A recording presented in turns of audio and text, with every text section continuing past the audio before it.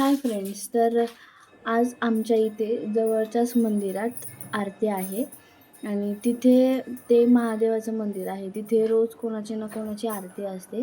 तर आज आमची आरती आहे. तर त्यासाठी आम्ही चाललेलो आहे शॉपिंगसाठी, म्हणजे त्यासाठी जे जे सामान लागतं पूजेसाठी ते आणायला चाललो आहे आम्ही. तर चला बघूयात आपण काय काय शॉपिंग करतोय ते. Bye bye. तर त्यानंतर सगळ्यात पहिले आम्ही गेलो गणपतीच्या मंदिरात. आमच्या इथे सुंदर असं छान असं आता काम चालू आहे आमच्या इथे मंदिराचं, पण आम्ही सिद्धिविनायक मंदिरामध्ये गेलो होतो. छान देवाचं दर्शन वगैरे घेतलं, पाया वगैरे पडलो. तिथून पुढे नंतर आम्ही निघालो फुलं बघण्यासाठी. आणि आज आमच्या इथे 11 वाजले होते, पण तरीही कुठलेच फुलांचे दुकानं चालू नव्हते. हे एक दिसलं, पण तिथेही आम्हाला फक्त मोठा हार भेटला आणि ते हार आणि काही थोडेसे पिवळे फुलं घेऊन आम्ही निघालो. त्याच्यानंतर गजरावाला दिसला तर आम्ही थोडासा छोटासा गजरा घेतला. त्यानंतर परत दुसऱ्या दुकानात गेलो. तिथे आम्ही छोटे हार घेतले आणि त्यानंतर तिथंच आमच्या इथलचं प्राचीन असं रामाचं मंदिर आहे, तिथे गेलो. तिथे छान दर्शन घेतलं. आमच्या श्रीरामपूरमध्ये हे सगळ्यात म्हणजे असं म्हणतात की श्रीराम स्वतः इथे येऊन गेलेले आहेत ह्या रामाच्या मंदिरामध्ये, म्हणून इथे हे रामाचं मंदिर आम्ही तिथं झालेलं आहे. तर छान असं रामाचं मंदिर आहे आमच्या इथे. तिथेच छोटीशी शिवलिंग आहे, तिथे दर्शन घेतलं. बाकीचे शनी महाराज आणि हनुमान पण आहे आणि ह्या झाडाच्या तिथे ते बसले होते असं ते म्हणतात, म्हणून ते झाड अजूनही तसंच आहे. मग घरी आलं, फुलं मोकळे करून ठेवली. नंतरनं आम्ही लापशी करणार होतो प्रसादाला, तर मग लापशीची तयारी चालू होती आणि भेंडी करणार होतो नैवेद्याला. तर तेही तयारी चालू होती. एकीकडं भेंडीची भाजी करत होती काकू माझी आणि मी इथे तिला तो जो लापशीचा रवा असतो तो साफ करून देत होती. कारण की काही काही वेळेस त्यामध्ये असे खडे वगैरे असतात, सो त्यामुळे. त्यानंतरनं मग मी काकूला भेंडी भरून दिली. काकूने मला हे सगळं जे त्यामधलं जे सारण आहे ते रेडी वगैरे करून दिलं होतं. त्यानंतरनं असं छान असं पूर्ण असं छान भरपूर असा मसाला त्या भेंडीमध्ये भरून घेतला. प्रत्येक भेंडीमध्ये असं जास्ती थोडासा मसाला भरायचा आणि तुम्ही बघू शकता की असं त्याला छान असा काप द्यायचा की जेणेकरून त्याच्यामध्ये मसाला छान असा भरला जातो. मग मी सगळी भेंडी छानपैकी भरून घेतली. तोवरती काकूची चालू होती बाकीची तयारी.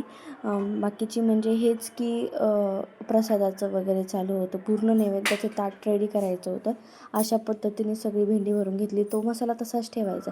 त्यानंतरनं कुरडई असते नैवेद्यासाठी, तर ती छान अशी काढून घेतली. तुम्ही बघू शकता किती छान अशी ती मोठी झालेली आहे. छान कुरड्या काढून घेतल्या. पापडही काढलेले होते. कुरड्या काढल्या, पापड पण काढले आणि त्यानंतर आता भज्यांची तयारी चालू होती. भजे काढायचे होते, तर भज्यांचं पीठ मी रेडी करत होते.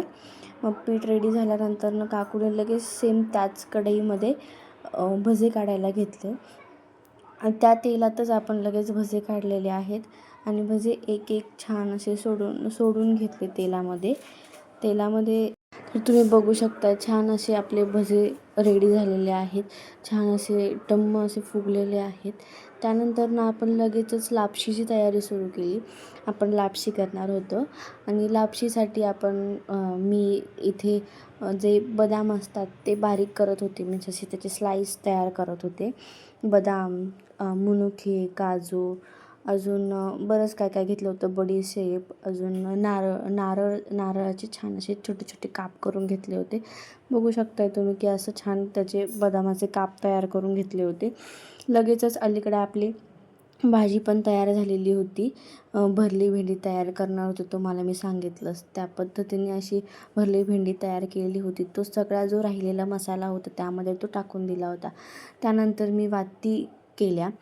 आता मंदिरामध्ये खूप सारे दिवे लावतात. ज्याची म्हणजे आरती असते त्या दिवशी तिथे खूप सारे दिवे लावतात वगैरे. तर मग छान मी अशा खूप साऱ्या वाती करून घेतल्या. तुम्ही बघू शकता मी कशा पद्धतीने छान अशा वाती करते आहे. सुंदर अशा लांब लांब अशा वाती केल्यानंतरनं लगेच आता मेन प्रसाद आपला राहिलेला होता. बाकी सगळं नैवेद्य झालेला होता. मेन प्रसाद म्हणजे आपली लापशी राहिलेली होती. लापशी आपण सगळ्यांना असं वाटणार होतो. तो लापशीची तयारी सुरू झाली होती.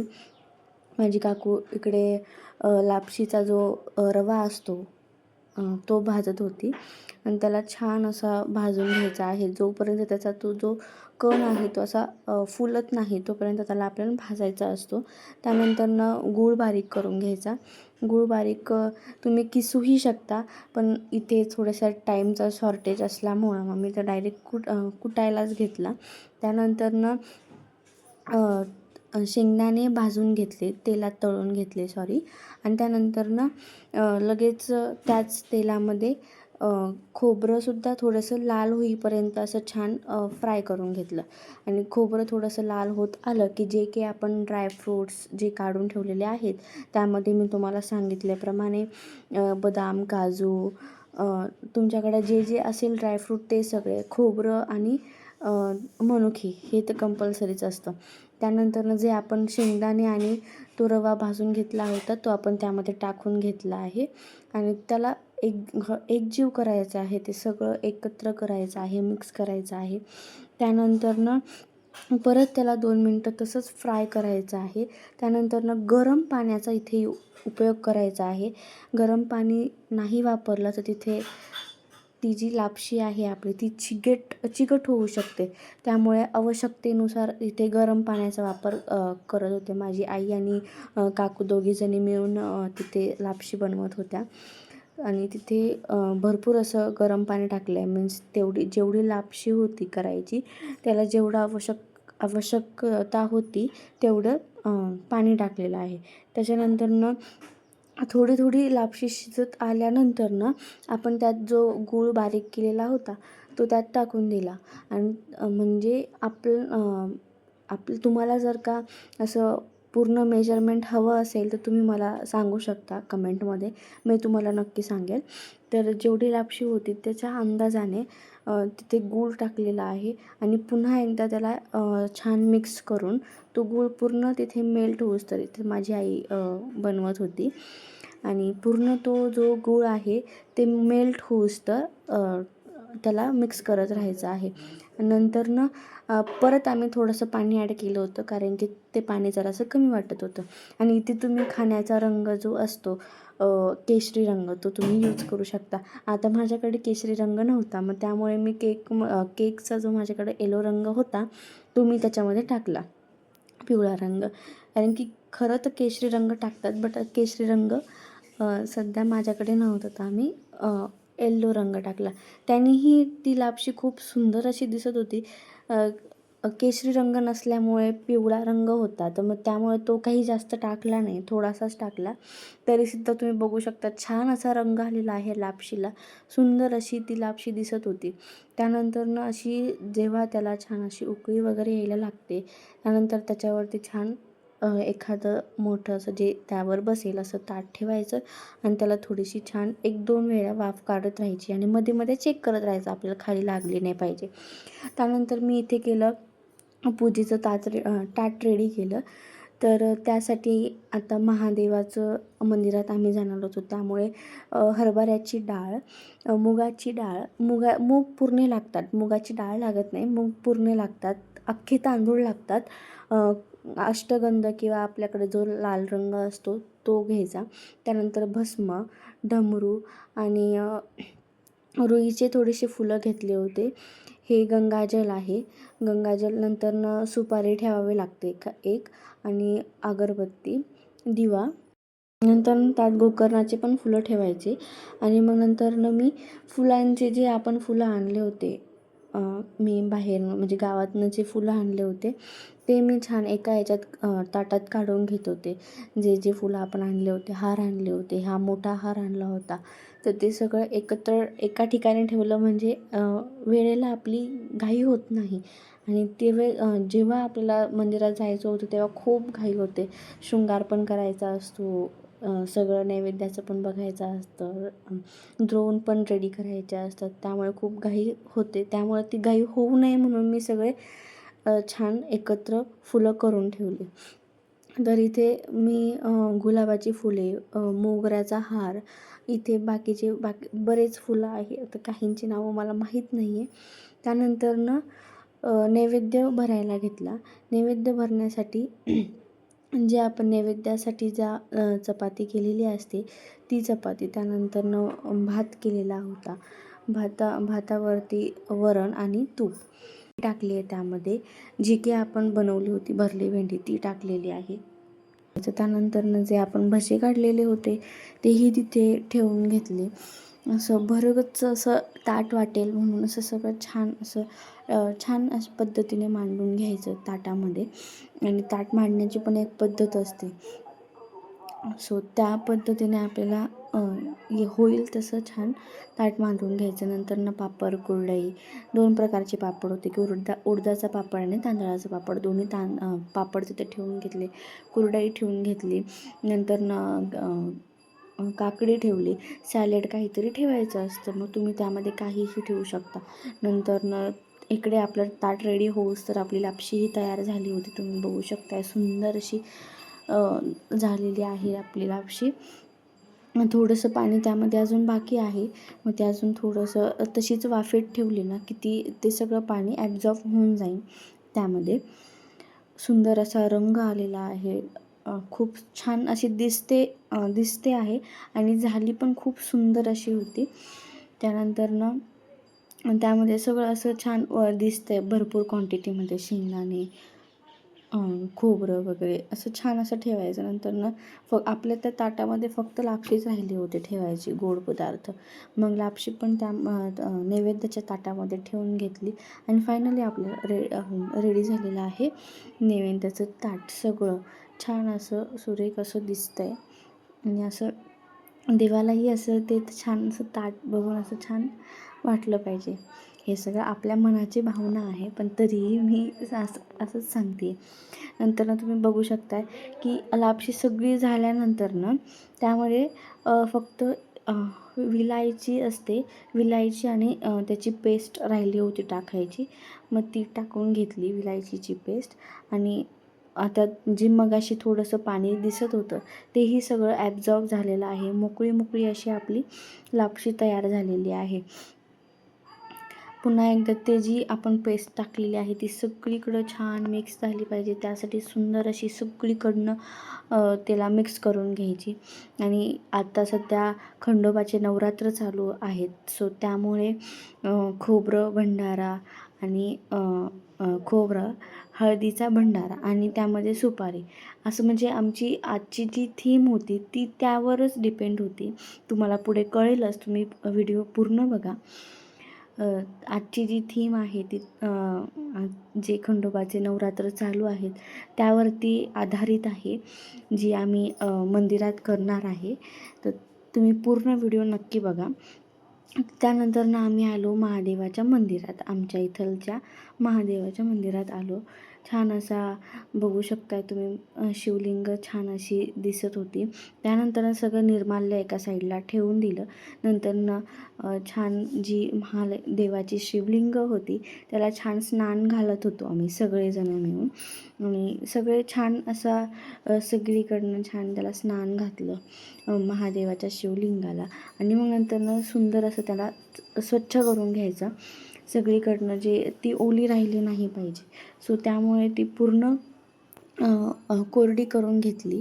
कोरडी झाल्यानंतर तुम्हाला मी म्हणल्याप्रमाणे आज महादेवाचे जे खंडोबाचे नवरात्र चालू आहेत त्यासाठी आमची पूर्ण थीम पूर्ण म्हणजे जेजुरी जशी आपली पूर्ण पिवळी असते तशी आम्ही पूर्ण शिवलिंग ही पूर्ण हळदीने सजवणार होतो. मीन्स तसा शृंगार करणार होतो महादेवाचा.